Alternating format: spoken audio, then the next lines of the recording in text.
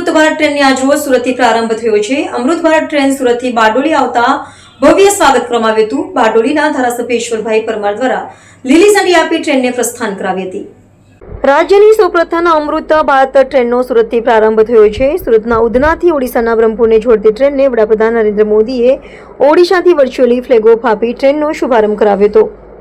સુરતમાં રોજગારી માટે સ્થાયી થયેલા હજારો ઓડિશાવાસીઓને સસ્તી અને આરામદાયક મુસાફરીનો અમૃત ભારત ટ્રેનમાં રૂપમાં વધુ એક વિકલ્પ મળ્યો છે।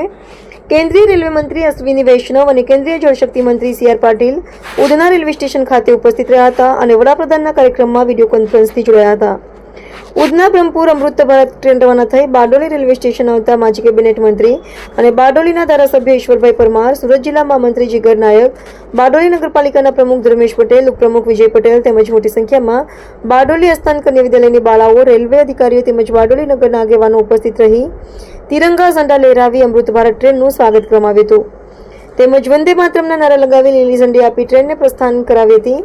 સુરતના ઉધનાથી ઓડિશાના બ્રહ્મપુરને જોડતી આ ટ્રેન તારીખ 5મી ઓક્ટોબરથી નિયમિત કાર્યરત થશે, જેનું બુકિંગ પણ શરૂ કરી દેવામાં આવ્યું છે।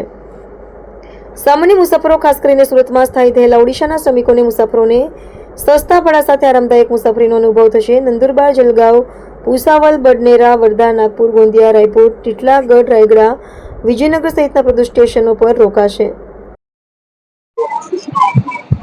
અમૃત ભારત એક્સપ્રેસ ટ્રેન જે આજે દેશની ત્રીજી અને ગુજરાતની પ્રથમ ટ્રેન જેનું સુરતના ઉધના ખાતેથી પ્રસ્થાન થયું છે અને આ ટ્રેન બ્રહ્મપુર સુધી જશે। આ ટ્રેન સરદાર સાહેબની કર્મભૂમિ બારડોલી ખાતેથી રવાના થનાર છે। આજના કાર્યક્રમમાં બારડોલી નગરપાલિકાના પ્રમુખ શ્રી ધર્મેશભાઈ પટેલ, અમારા સંગઠનના મહામંત્રી શ્રી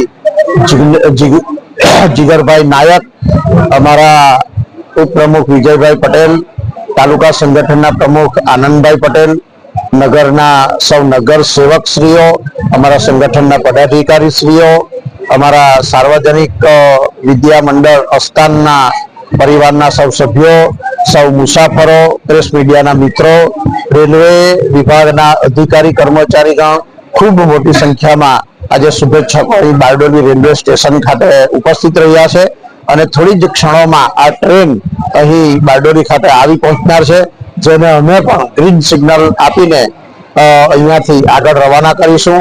માનનીય પ્રધાનમંત્રી શ્રી પણ આ કાર્યક્રમમાં જોડાયા છે ત્યારે આ નવા ભારતના એક નવા સાહસને બારડોલી સરદાર સાહેબની કર્મભૂમિ પરથી અમે સૌ પણ એમને ખૂબ ખૂબ શુભકામના પાઠવીએ છીએ અને આ તેજ ગતિ અને આધુનિક સુવિધા સાથેની આ સજ્જ ટ્રેન એ જ્યારે મુસાફરોને અર્પણ કરી છે ત્યારે આજના દિવસે એમાં મુસાફરી કરનારા તમામ મુસાફરોને પણ ખૂબ ખૂબ શુભકામના।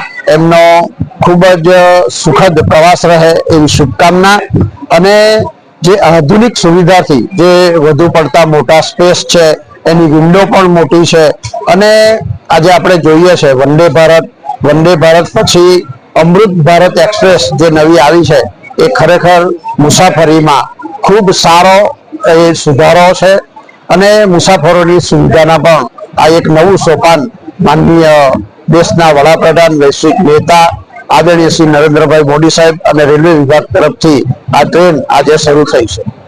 આ બિફોર ટેટ ન્યૂઝ ગુજરાત સાથે રિપોર્ટર પ્રશાંત પટેલ, સતીશ પરીખ, બારડોલી।